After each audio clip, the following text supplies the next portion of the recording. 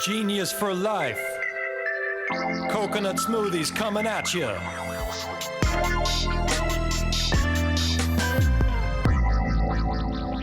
Hello there. Welcome to episode 108 of 15 Minutes of Genius.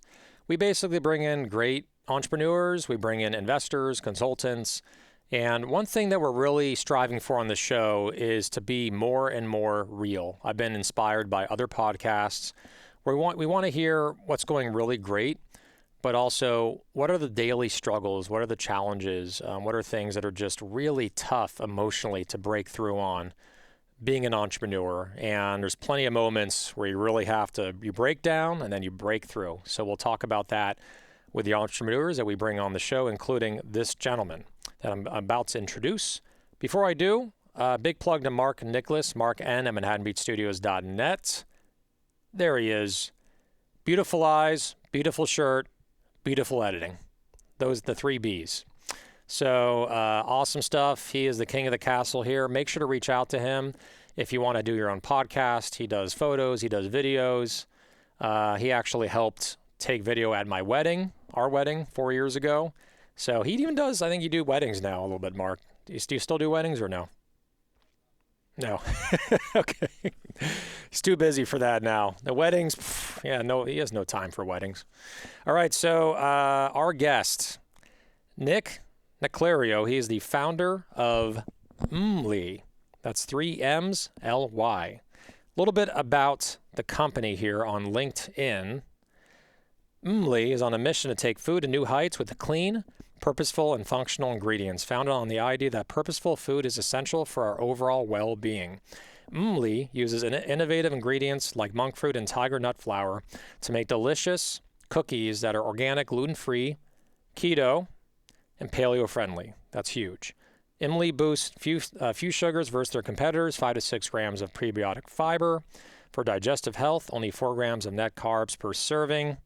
Awesome, awesome product. Still need to try it, but I'm really looking forward to it. With some music bumping in the background, Nick, how are you? Good. Oh, you moved. How are you? Nice, man. That was smooth. So it was awesome. Like in the pre-taping of this, we were talking, and then he's like in this room. There was really loud music from like someone nearby, and then literally between the taping starting, I can hear the music now. Taping starting and here, he moved to a different area of the room, and now we hear less music. So, well done, my friend. Well done. Fantastic. Great. Glad to hear it. Yeah. All right. So let's go into it, man. So tell us about the product. Seen it on LinkedIn. Interesting mission, interesting ingredients, different. So you're kind of taking LinkedIn by storm here with your product. So tell us more about it and what your product's all about and your mission. Yeah. So I really like to stand by the fact that Mly is actually really, really healthy for you and tastes good at the same time. That was a huge goal of mine. But the brand was actually born from my own relationship with food. During my teen years, I had an eating disorder and didn't really think properly about what I was eating and proper nutrition. So I went on a mental health journey, and part of that journey was going to cooking school, making some really fabulous desserts that were very, very fancy. And I just didn't like what I was doing, and I became healthier. So I was eating a lot healthier, and I decided that, or just from observation in the industry, that there are a lot of brands that are just making things that are like not so bad for you, but they're not great for you. So I tried to work backwards and say, how can I create something that has an amazing macronutrient and nutrient offering that actually tastes good enough and great to eat on a daily basis? And like, how do we shatter the idea of when you're eating a cookie and it being a guilt-free treat, but making it more of a, I can eat this food and food can fuel my life, especially like cookies, a dessert, like in the morning, in the middle of the day, to fuel my workout because I want my cake and I can eat it too, right? So that's my mission, is to like reinvent these classics, but with integrity, and with ingredients that are really, really great for your immune system, gut health, that are low in carbs, and just stand in their integrity. So Yeah, yeah, absolutely. And what's really cool is like your brand is very vintage looking, which is a compliment because I think there's a lot of brands, not a that lot, was a but goal. there's some that are kind of like, vintage, really taking you back to your childhood.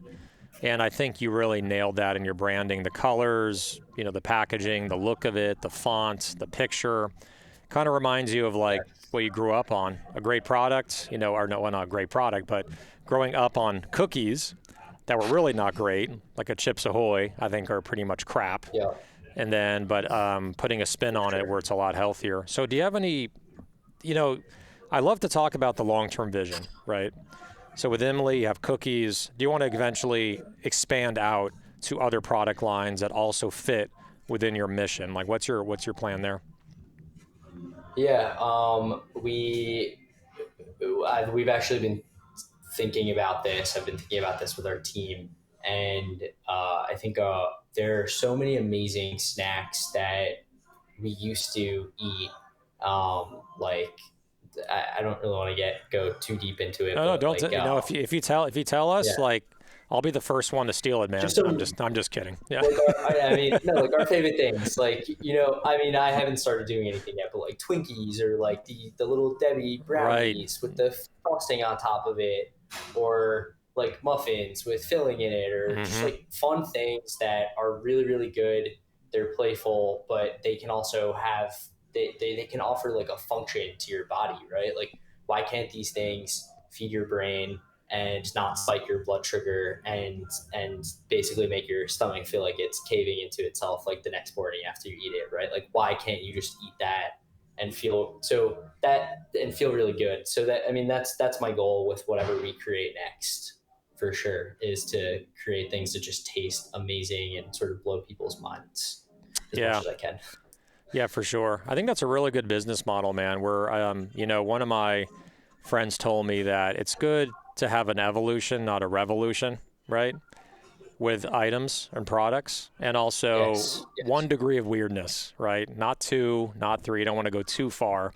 You want to stay close to something that customers recognize and they already like, and it's a staple in the American diet, but do it one degree off and put your spin on it where it's healthier, tastes great, but also it has all the health and macronutrients. So we're, you're young into it, right? I think it's your first year with Emily.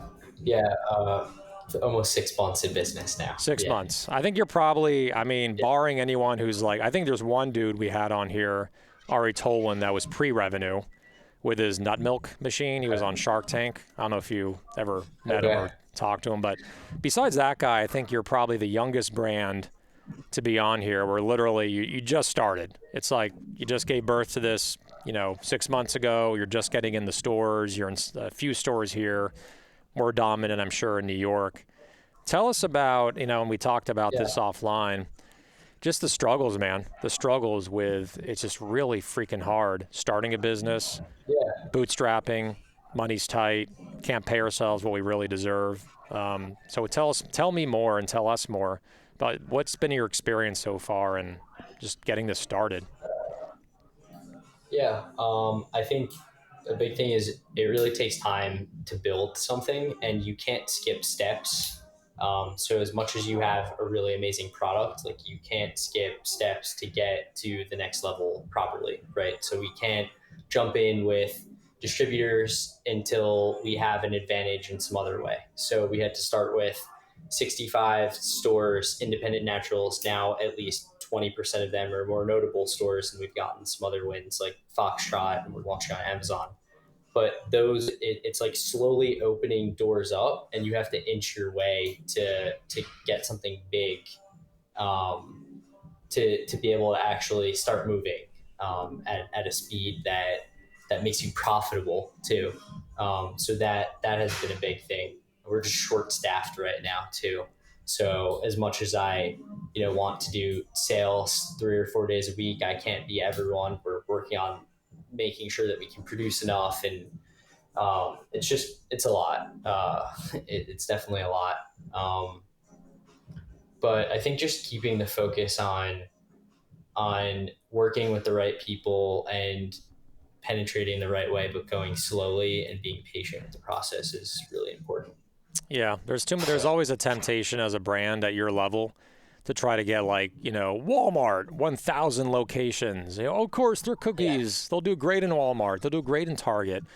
No doubt there's going to be a part of your company life cycle where you want to be in those stores, right? At some point.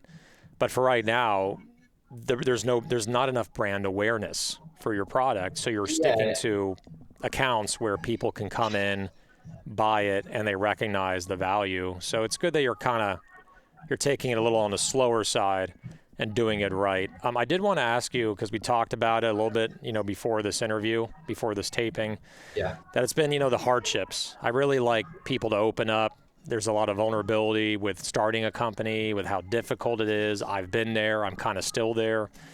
Bootstrapping, not a lot of cash. What's been that experience? Kind of let's dig into that more of just yeah. lifestyle and how you're handling this or how you're feeling going through this experience.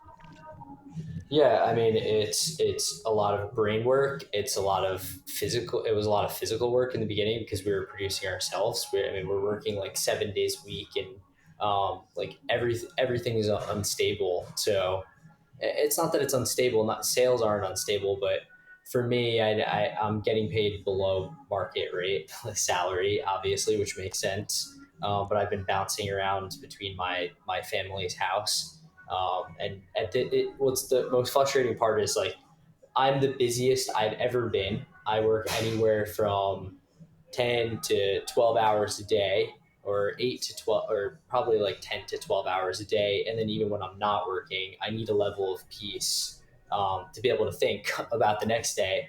And I'm just hopping around from one house to the other, because it's just, I mean, why pay me right now? Why not put $1,000 into Amazon or pay for our non-GMO certification? It's just what do we place value on? So I've been trying to find more work balance, and I think a big part of that is starting to delegate things out to other people and bringing on advisors that actually want to put in the work too.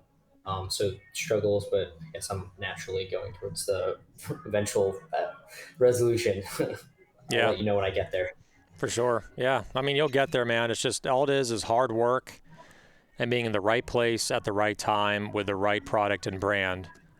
And I feel that you have that going on. Like your brand is eye catching. I saw it on LinkedIn first. I'm like, this packaging looks great. The product looks great. It looks appetizing. The images. I think you're spot on the marketing. And when it comes to products, people buy with their eyes before, their stomachs. So they got to like love what they see and be attracted to pick it up and then put it into their cart. I call it the 10-3-1 rule. 10 feet away, you see it on the shelf. 3 feet, you see in your hand. I would probably say 0. It's in your mouth, going in your stomach. So, and you talk about the vulnerability there, man, where you're like hopping around and, and trying to make ends meet. What's so respectable, and I want to ask you, like, this mentality, right, of that $1,000 you could pay yourself, but you're putting it into the company. How long do you want to do that until you eventually want to start paying yourself more and taking care of yourself? There's a balance there, right? You don't want to Yeah, burn out, and yeah. you don't want to be underpaid. So how do you balance that out? Yeah, and I've been asking myself that question. It's like we could probably at a certain point I need to start paying myself more because I am part of or the one of the main parts of the brains of this company. Um, I really need to focus on maintaining a level of peace. I mean, stress needs to exit the body. I need to work out. I need to take care of myself, and I just started doing that recently. But at what point? I think pretty soon I'll at least make a little bit more. It will still be very very low, but I think if I'm healthier, I will be able to brainstorm and think about how to make bigger changes and bigger splashes in the future with the company. So I've been on a very very low salary for 9 months now. Extreme. I mean, I was paying myself like 2K a month. The first 2 months, I didn't even pay myself. And I've been slowly inching things up because we're creating results and we need our people to be healthy. We only have a few people. That's the thing. I need everyone to be healthy, not just me, but my team. And we need to go at the pace that life tells us to go to go at. We need to listen to the signs and take time off when we need to. So I'm trying to really listen to that on a daily basis and ask what I need That's to great. hear. That's a really great Yeah. perspective, man, where a lot of companies don't think about that or do that. And to be honest, like I want to think about that more for my team. I've had like moments where a team member we have recently got sick and that person was out for 2 weeks, out for 2 weeks. And we Yeah. had to pick up the pace since this person was out. And it's disruptive. It's disruptive to the entire company. And so you realize it's good to move fast at some points, but if you push hard and move too fast, you're going to burn yourself out. You're going to burn your employees out and your team members and partners. And then the whole thing can come Yeah. crumbling down, right? If you lose key members, doesn't matter how much product you have or how successful you are, your company can go down very fast. So I'm glad that you recognize Right. that. And yeah, sorry. And I had someone that was slowly starting to burn out, and I started burning out. I was just like, this is ridiculous. I can't do this. I can't, like, I couldn't do that. The problem is we were so scattered too. Like when you're doing like a million things at once and you're jumping from one task to the other, you're really never mastering anything. Mm-hmm. Like it just felt like a hamster wheel because you need to just find a resolution. You need to sit down and speak about maybe one topic for a few hours one day and have projects and strategic meetings where you're calm, you go get lunch, you talk about it. Like that's what people in well-formed companies do. You don't really have Mm-hmm. that luxury in startups. So you have to start to form that as a part of the equation. It can't, obviously you can't go that slow every day, but you get what I'm saying. Exactly. You really have to just, set aside. I mean, it's like, at least the way our company goes, it's like go, go, go, go, go, go, but then have a set time and day to turn everything off, turn off Slack, turn off the phone, turn off the email, and focus on a 1 to 2 hour meeting to like take a step back, look at everything as a whole, big picture, and just really ask ourselves, are we heading in the right direction? Like everything that we're doing, right? Is it, are we stuck in the trees and not seeing the forest?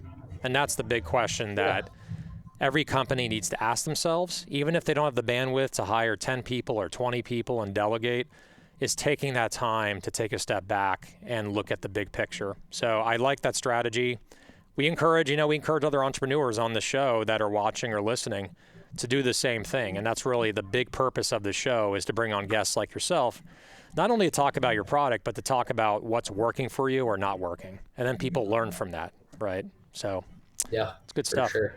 Let's go into what's not. Oh, go ahead. Sorry. Sorry, guys. No, I was just gonna say what doesn't work. I learned before I made that mistake is going down many different pathways when you're trying to develop a food brand, right? You just don't try to go into retail and do Amazon and direct to consumer at once. Like, Right. stay in your lane, focus on one or two things, find good people, do it the right way, and then just go slow to go fast. And that's a big thing. And just like the whispers, listen to that. Go slow to go fast. It's a marathon, not a sprint. So. Exactly. 100% agree, my friend. 100%. All right, well, let's go into our next segment here, and this is called Rapid Fire Questions. Rapid Fire Questions. Yeah, did you know this was coming or no? No, I was not warned about this. Thanks so much. I could hear you when like the graphics were coming in. You're like, oh, shit. Or I forget. I couldn't hear what you said. You're like, oh, man.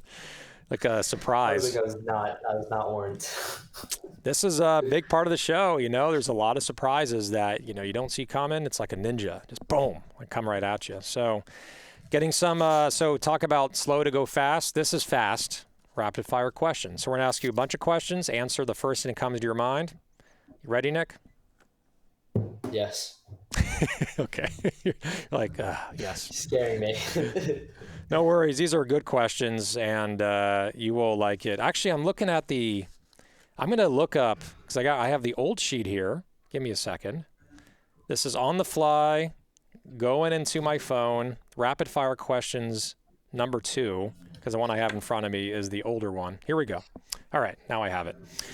For music, which decade is best? The 70s, 80s, or 90s? 90s. Got it. The music No, that's 80s. playing. 80s. Sorry. 80s. 80s. Is that your final answer? Not the music that's playing right now. Yeah, Yeah. 80s. 80s. Yeah. The music playing right now is probably something from 2019 by Ariana Grande or something. All right. It's something very techno-y, yes. Techno-y, yeah. All right. So what do you do for exercise? I go cycling, HIIT workouts, work stepper, cardio, weights. I do it all. I just try to jump around, have fun with it. Yeah. Love it. Movie you can watch an unlimited amount of times.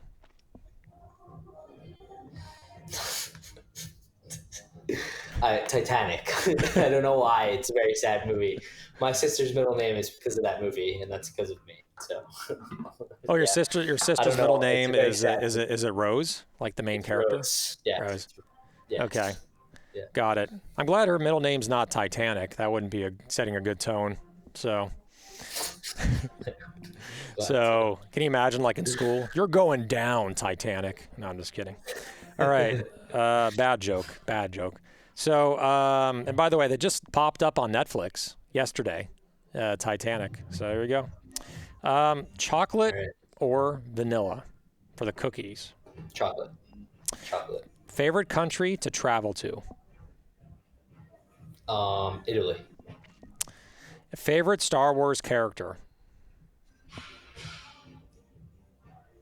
Are Jedis in Star Wars? Yeah. They're Jedi. Oh, yeah. I don't know. Okay, so I don't have any favorite. that's all I know. But you can say there's Luke Skywalker, there's Ben Kenobi, there's Anakin Skywalker, there's King, I forget his name, Liam Neeson's character. Anyway. I think Luke Skywalker would be the best one. I think he's like he's like the saving person. He's a safe bet. What is your spirit animal? Shark. Shark, love it, dude. Once you make like billions, man, with Emily, you'll be like a guest shark on Shark Tank. I could see you, you know. Could happen. You could be like offering advice. It's like, dude, you got to go slow to go fast. I'm out. I'm just kidding. All right. That'd be epic. You're just like, you're going too fast. You got to go slow to go fast. I'm out. If you want to meditate with me later, let me know. That's part of your contract deal. It's like, I'll offer you the $250 for 20%, but you must apportion 3 hours a week to meditation with me and my master. All right. Okay, so this is going off the rails. All right, so do you like to drive an SUV, a coupe, or a truck? A sedan. Sedan. Okay, so I call that maybe a coupe in a way. For food, salty or sweet? Salty. Favorite day of the week and why? I don't know, because I work every day of the week. So I don't know if there's a day I look forward to. Just the next Saturday, day. Because I have like a sixth of the day free. There you go. Yeah. It's your the favorite day of the week is the next day because it all blurs together. Just whatever the next day is. Okay, that makes sense. Yeah. Uber or Lyft, or neither. Lyft. Lyft. Yes. LeBron James or Michael? A couple questions left. LeBron James or Michael Jordan? Michael Jordan. I would agree. Terminator 1 or Terminator 2? Terminator 2. Yeah. For sure. 100%. They're just so much better. Yeah. Terminator 1 is very film noir, very gritty, very dark. It's their budget, I think, for Terminator 1 was like 15 million or something. Terminator 2 was like 200 something million. Big difference. Favorite food or drink if you're stuck on a deserted island? You cannot say genius juice and you cannot say Imli.